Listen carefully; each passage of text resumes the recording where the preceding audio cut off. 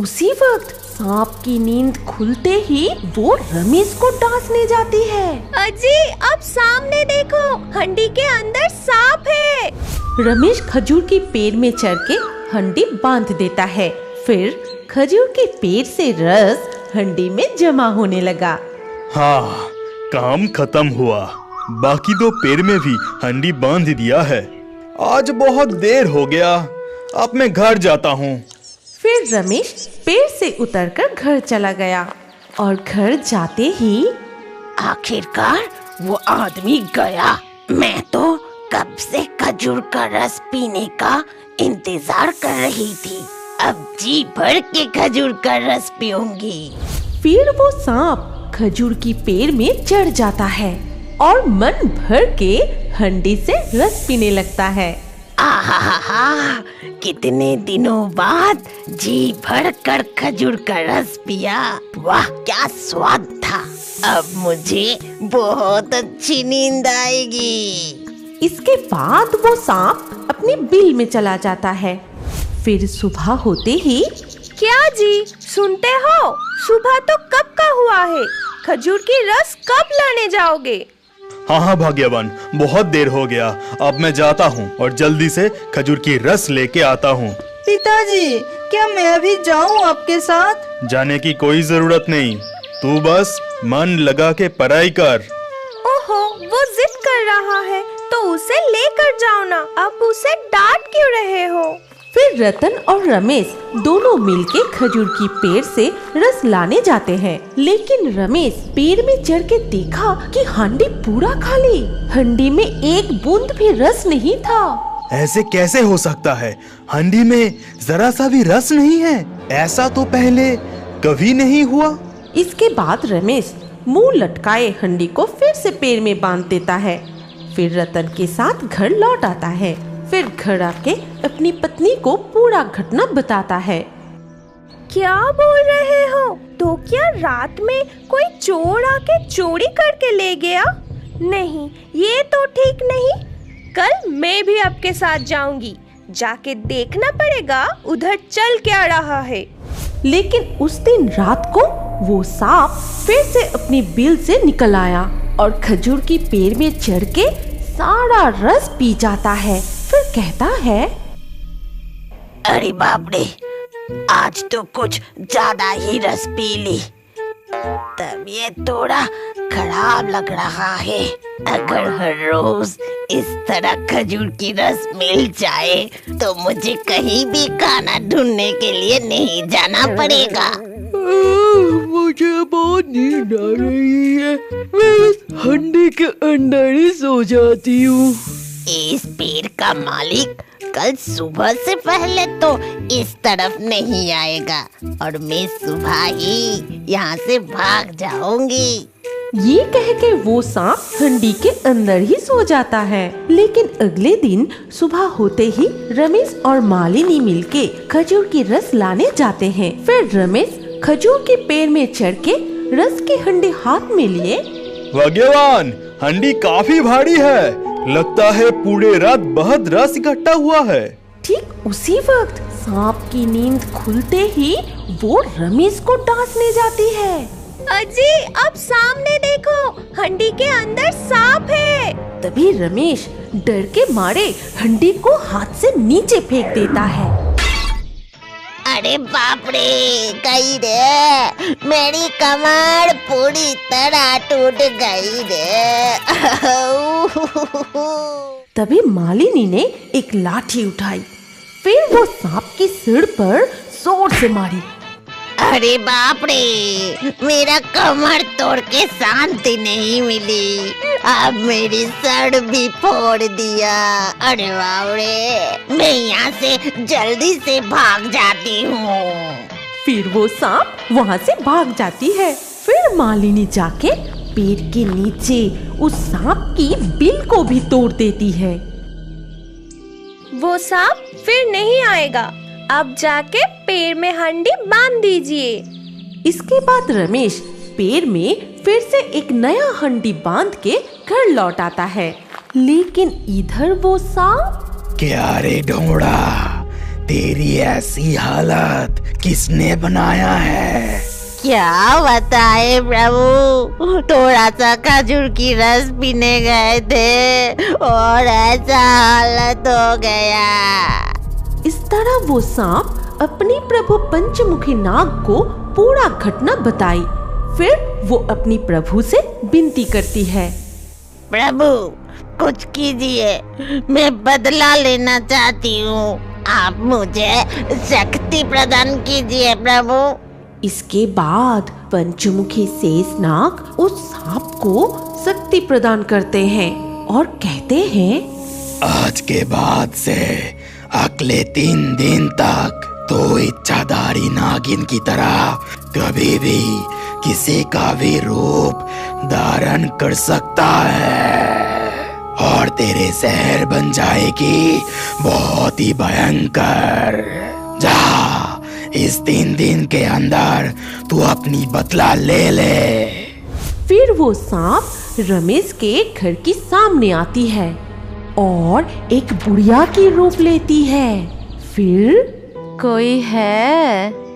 दरवाजा तो खोलो, थोड़ा पानी मिलेगा क्या? प्यास से मेरा गला सूख रहा है, कोई मुझे थोड़ा पानी दे दो। तभी रतन आके दरवाजा खोलता है और कहता है, आप कौन हो अम्मा? आपको क्या चाहिए? मुझे थोड़ा पानी पिलाओगे बेटा?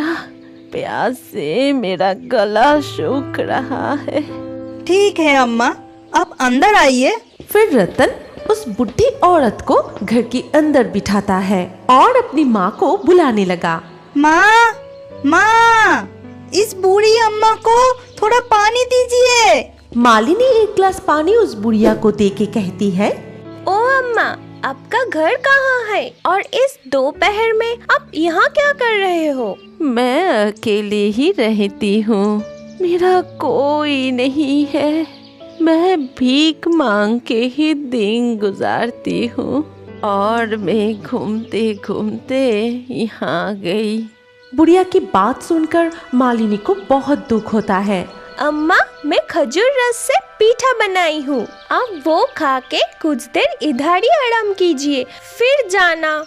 बुढ़िया वो पीठा खा के वहीं सो जाने की नाटक करती है। उस वक्त मालिनी रसोई में चली जाती है, लेकिन रतन वही खेल रहा था और ये मौका देख के, अब जाके मौका मिला है, पहले इस बच्चे को टांसूंगी, फिर उन दोनों को मार डालूंगी। तभी वो बुढ़िया सांप के रूप में आके पीछे से छुपके से जाके रतन को काट लेती है। माँ, सांप! रतन की चीख सुनकर उसकी माँ रसोई से दौड़ कर आती है। तब तक वो सांप फिर से बुढ़िया की रूप ले लेती है। अरे बेटा, क्या हुआ तुझे? सांप कहाँ से आया? कोई है, यहाँ जल्दी आओ, मेरे बेटे को सांप ने काटा। मालिनी की चीखें सुनकर रमेश भी वहाँ आ जाता है। क्या हुआ? आप ऐसे चिल्ला क्यों रही हो? बेटा को क्या हुआ? हमारे बेटे को सांप ने काटा, अब जल्दी से कोई डॉक्टर साहब को बुला के लाओ। हाँ भाग्यवान, इसके साथ मैं एक सपेरा को भी बुला के लाता हूँ। सपेरा क्यों?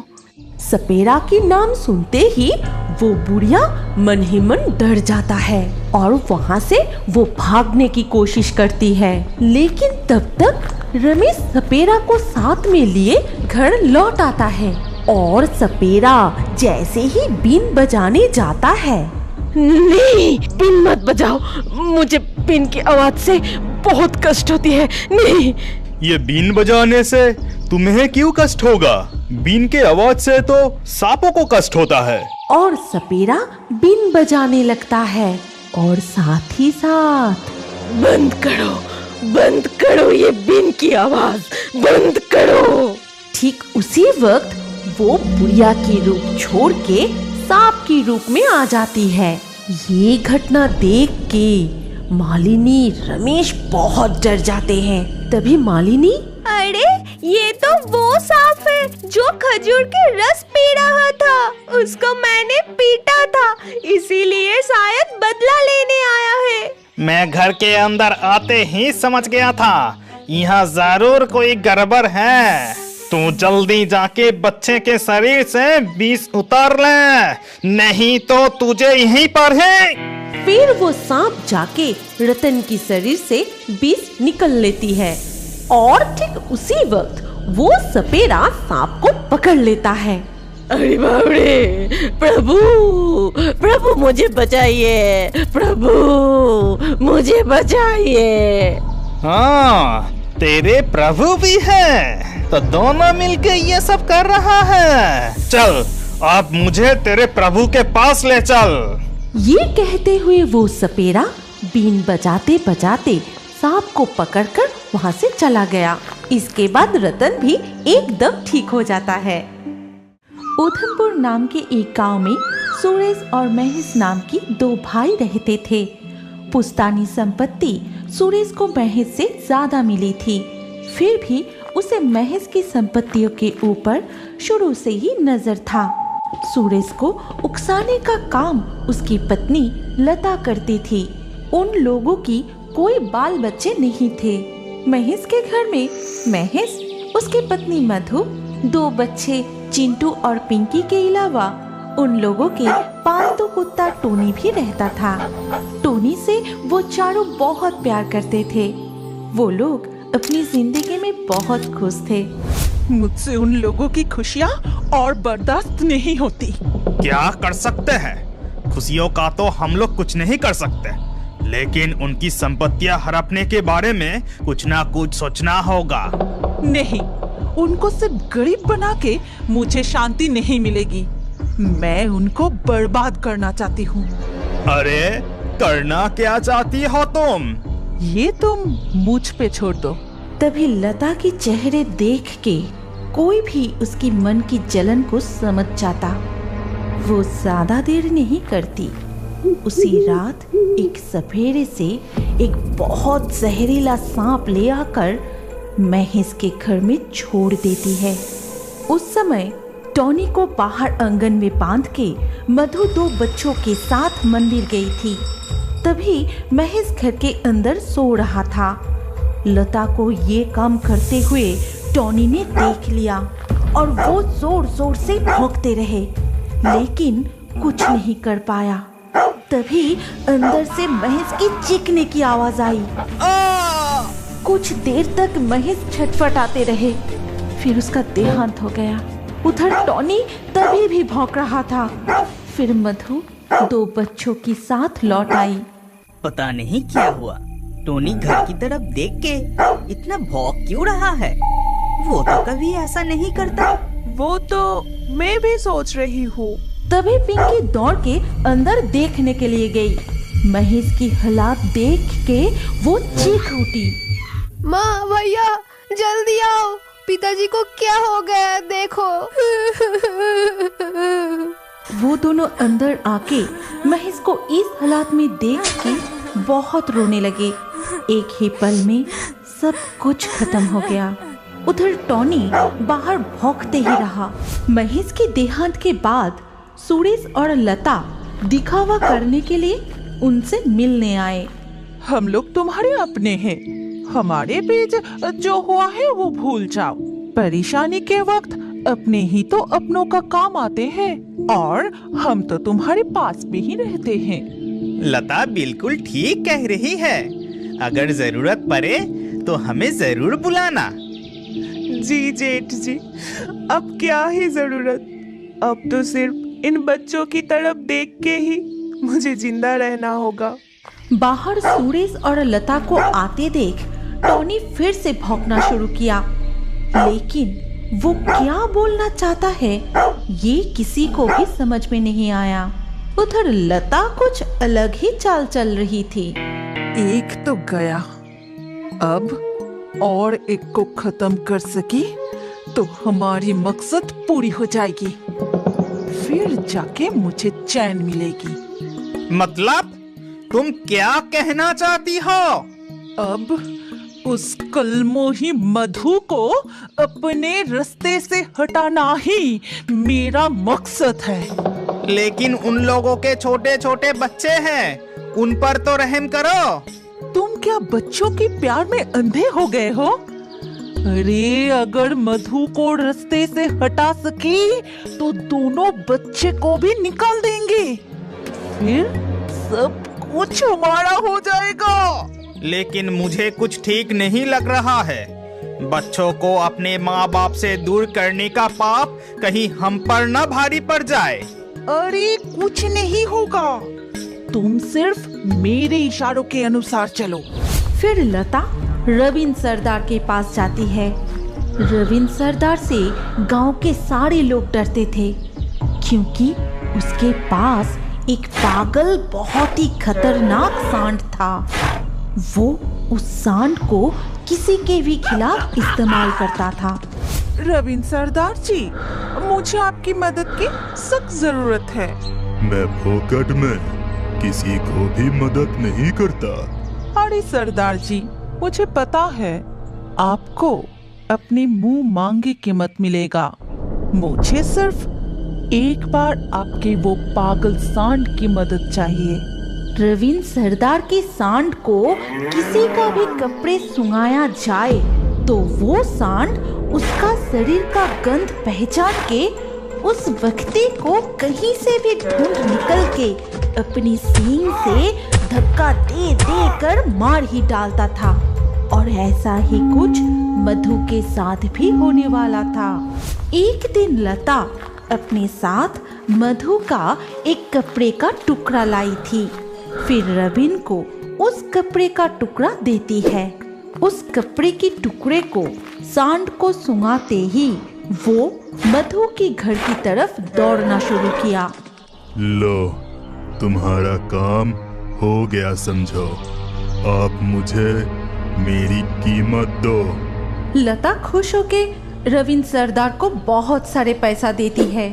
उधर पागल सांड जब दौड़ते हुए मधु के घर के सामने आती है, तब मधु आंगन में बैठ के बर्तन धो रही थी। सांड मधु का गंध पहचानते ही उसकी तरफ गुस्से से आगे बढ़ता है और ये देख टॉनी भौंकने लगा। उसके भौंकने की आवाज से चिंटू और पिंकी घर के अंदर से बाहर आई। माँ, जल्दी से अंदर आओ। पिंकी जल्दी से अपनी माँ को खींच के अंदर ले जाती है। सब कुछ इतनी जल्दी हुआ कि सांड थोड़ा घबरा जाता है। मधु सामने से हटते ही सांड की नजर टॉनी पे पड़ता है। तब अंदर पिंकी रोते हुए कहती है, माँ, बाहर तो टोनी अकेला है, अब क्या होगा? भगवान पे भरोसा रख, कुछ नहीं होगा उसे। भगवान हमारे साथ और बुरा नहीं करेंगे। सांड टॉनी को आक्रमण करने ही वाला था कि तभी बगल वाले सुरेश के घर के छत से एक तौलिया उड़कर सांड के सामने आके गिरी। तभी सांड ने वो तौलिया सूंघ ली। फिर वो पागल सांड मुड़ के सुरेश के घर की तरफ चला जाता है और सुरेश के आंगन में पहुंच के पहले सुरेश को अपने सींग से खत्म किया। अरे अरे, ये क्या हो गया? ये पागल सांड तो मधु को मारने वाला था। ये सांड हमारे घर कैसे आ गया और मेरे पति को भी मार डाला। अरे नहीं, ये पागल सांड तो मेरे पास मत आ। भाग यहाँ से। अच्छा। फिर लता को भी वो सांड अपनी सींग से मार डालता है। जैसी करनी वैसी भरनी, हमेशा ऐसा ही होते आए हैं। मधु दोनों बच्चे और टॉनी को लेकर खुशहाल जिंदगी बिताने लगी। सुरेश और लता की पूरी संपत्ति अब उन्हें मिल गया, लेकिन उनके परिवार में महेश की कमी हमेशा महसूस होती रही। क्या आपको पता है, हमारी कहानी के हिस्सा आप भी बन सकते हैं। कैसे? पहले हमारे पिक्सटून चैनल को सब्सक्राइब कीजिए, फिर आपका नाम कमेंट में लिख दीजिए। लकी ड्रॉ के माध्यम से आपका नाम चुना जाएगा और हमारे नए कार्टून वीडियो में किस किस का नाम चुना गया है वो जानने के लिए स्क्रीन के ऊपर इस वीडियो कार्ड में क्लिक कीजिए।